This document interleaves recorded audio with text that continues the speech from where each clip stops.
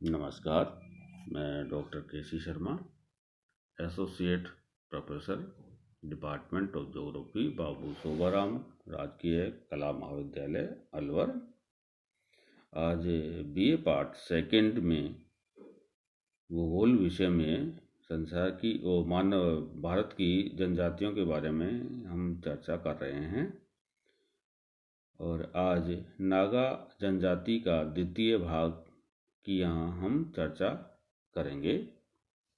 इससे पहले हमने इनकी कृषि के तरीके, अर्थव्यवस्था और हैबिटाट, निवास स्थान आदि के बारे में हमें जानकारी प्राप्त की प्रथम भाग में। और इसके द्वितीय भाग में इसके आगे उद्योग धंधे आदि के बारे में हम चर्चा कर रहे हैं। उद्योग धंधे, कॉटेज इंडस्ट्री। उत्तरी पूर्वी भारत की अधिकांश आदिम जातियों में छोटे करघों पर बुनाई की कला बहुत समुन्नत अवस्था में पाई जाती है। इनका मुख्य कुटीर उद्योग मोटे कपड़े बनाना होता है। यह धंधा सब नागा जातियों में प्रचलित पाया जाता है। केवल 2 उपवर्गी इस उद्योग में लगे हुए हैं।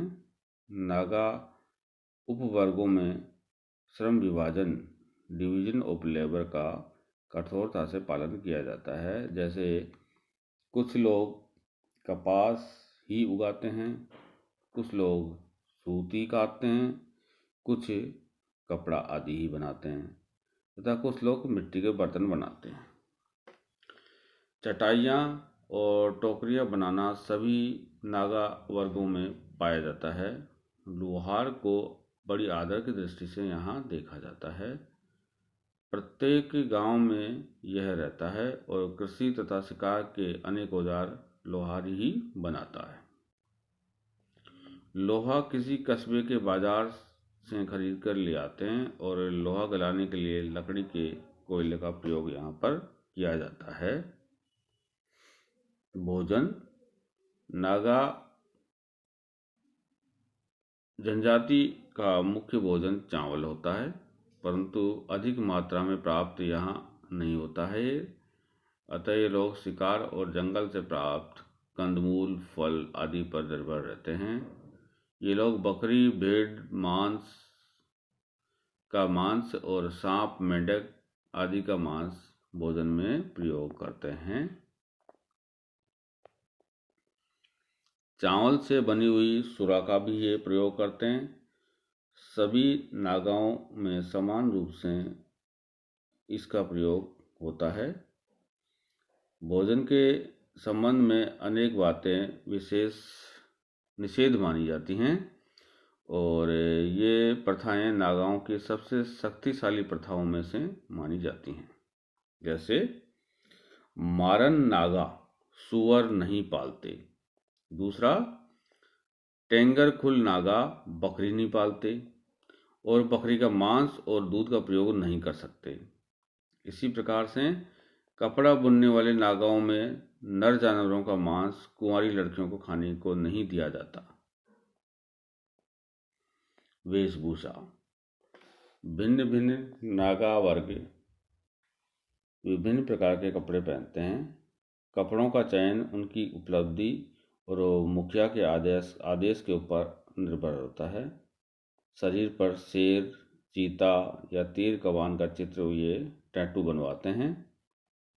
मेलों और त्योहारों के समय सभी अच्छे कपड़े पहनते हैं।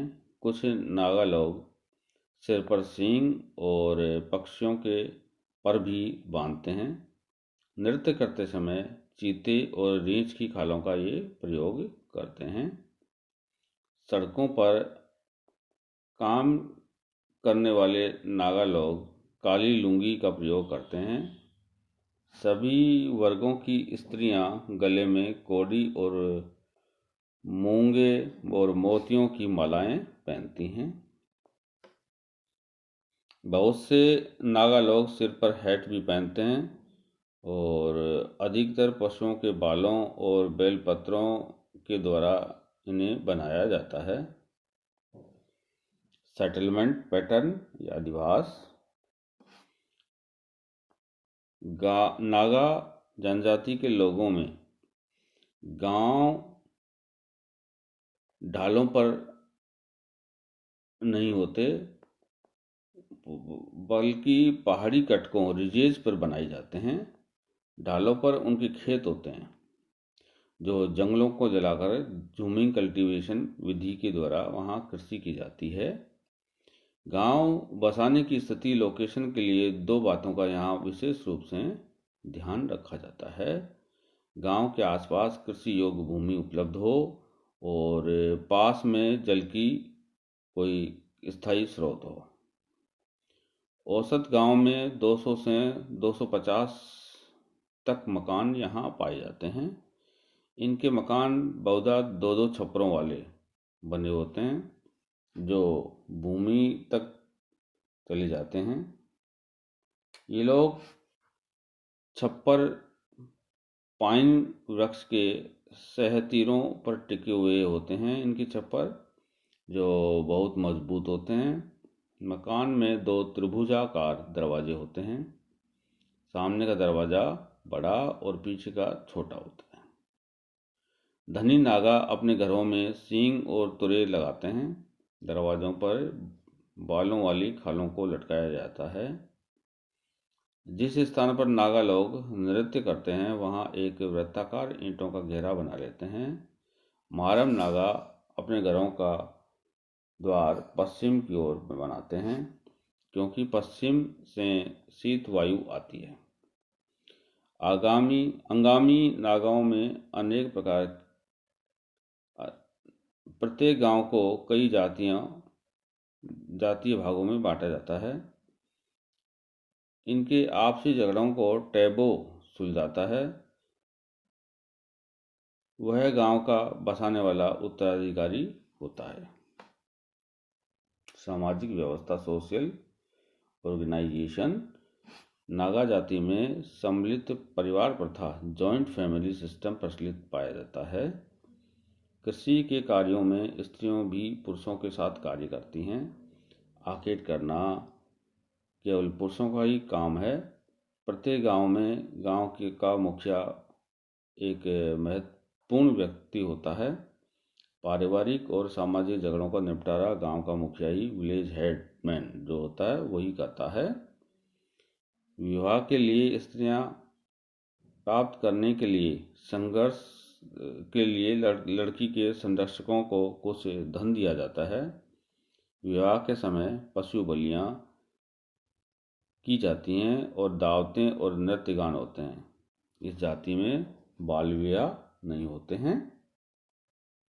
जादू टोना। ये जातियां देवात्मा या देवता की शक्ति में विश्वास करती हैं।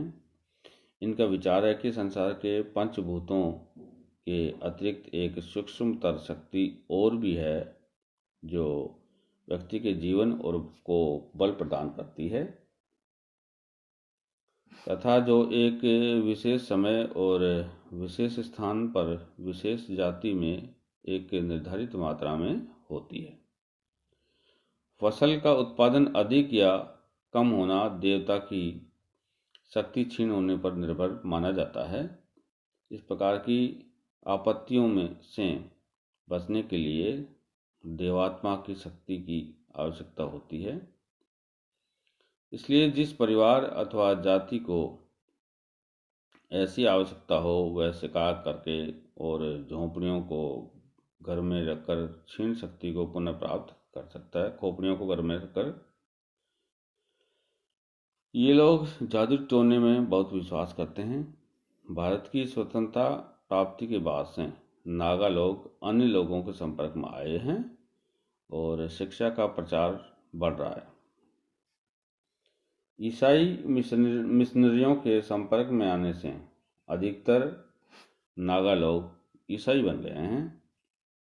इन लोगों में राजनीतिक जागृति होने से भारत के अन्य राज्यों की भांति नागालैंड एक प्रजातंत्र राज्य बन गया है।